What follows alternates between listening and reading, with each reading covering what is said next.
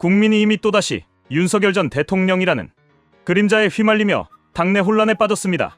지난 17일 오후 윤 전 대통령의 탄핵 심판을 맡았던 베이철 김계리 변호사 등은 윤 어게인이라는 명칭의 신당 창당을 예고하며 18일 여의도에서 기자회견을 열겠다고 밝혔습니다.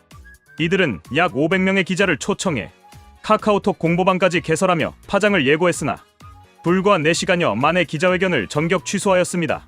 신당 창당 발표에서 철회까지의 시간이 짧았지만 그 여파는 국민의힘에 적잖은 충격을 안겼습니다.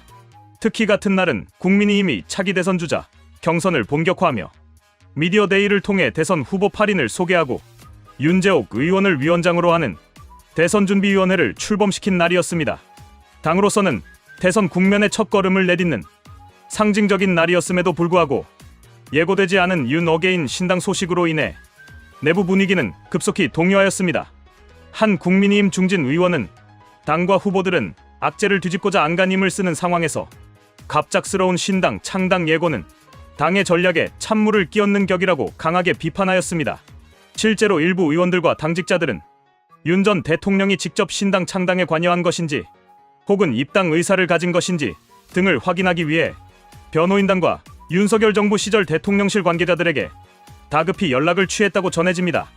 결국 베이철 변호사 측은 윤 전 대통령의 의중이나 영향력 행사로 오해받을 수 있다며 신당 창당 발표를 보류했으며 윤 전 대통령 또한 지금은 보수의 힘을 하나로 모아야 할 때라며 기자회견 자제를 요청한 것으로 알려졌습니다. 이에 대해 석동현 변호사는 윤 전 대통령은 신당과 무관하며 이는 탄핵에 분노한 청년 세대의 절박한 정치적 몸짓이라며 윤 전 대통령의 불개입을 강조하였습니다. 그러나 이 같은 해명에도 불구하고 윤 전 대통령의 그림자는 다시 한번 국민의힘의 정치적 리스크로 부각되었습니다. 당내 대선 캠프들도 신당 관련 보도가 나간 직후 당혹감을 감추지 못했습니다. 한 캠프 관계자는 윤 어게인이라는 이름으로 신당을 만들겠다는 건 결국 이재명 민주당 대표에게 정치적으로 힘을 실어주는 셈이라고 비판하였습니다.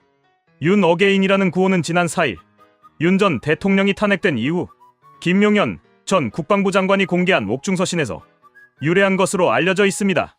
옥중서신에는 RESET KUREA 윤 AGAIN 이라는 문구가 있었으며 이후 윤 전 대통령의 지지자들은 해당 문구를 팻말로 만들어 거리 시위와 집회에 사용해왔습니다. 11일 윤 전 대통령이 서울 한남동 관저를 떠나며 지지자들에게 마지막 인사를 할 당시에도 윤 어게인이라는 문구가 적힌 팻말이 등장하였습니다.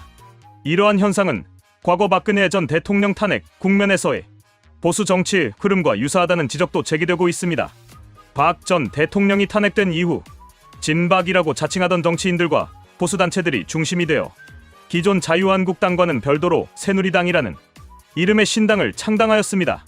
이들은 조원진 의원을 2017년 대선 후보로 추대했으나 득표율은 0.13%에 불과하였고 원내 진출에는 실패하였습니다. 이후 대한애국당, 우리공화당으로 이어진 이보수 외곽 정당들은 대중적 확장성 부족으로 인해 소수 정치 세력으로 남게 되었습니다. 박근혜 전 대통령 또한 2023년 9월 회고록 발간을 앞두고 중앙일보와의 단독 인터뷰에서 우리공화당이 탄핵 무효를 외치며 고생한 것을 안다면서도 선거에 출마하면서 제 명예 회복을 위한 출마라는 식의 메시지는 이제 멈췄으면 한다는 입장을 밝혔습니다. 이는 정치적 상징성을 과도하게 이용하려는 세력에 대한 일정한 선을 그은 것으로 해석되었습니다. 이처럼 윤 전 대통령의 탄핵 이후 그를 지지하는 보수 진영 일부에서 유사한 움직임이 나타나고 있는 상황은 국민의힘 입장에서는 심각한 딜레마를 안깁니다. 당의 정체성을 유지하며 대중적 확장성을 꾀해야 하는 시점에 외곽에서 등장하는 윤 어게인식의 움직임은 보수 분열을 야기할 수 있는 뇌관으로 작용할 수 있기 때문입니다. 정치권에서는 이러한 흐름이 앞으로도 반복될 가능성을 배제하지 않고 있습니다.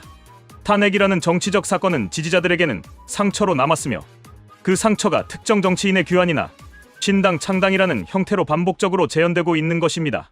그러나 유사한 시도가 성공을 거두지 못했다는 과거의 사례들은 그 명분이 아무리 강하더라도 대중적 지지를 얻지 못하면 정치적으로 성과를 내기 어렵다는 점을 분명히 보여주고 있습니다.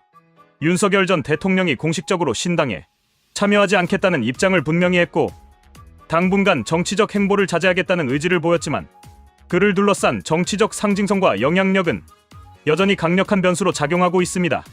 국민의힘으로서는 당 내후보 중심의 경선을 통해 중심을 잡아야 하며 외곽 세력의 영향력에 휘둘리지 않는 자생력을 보여주는 것이 중요합니다.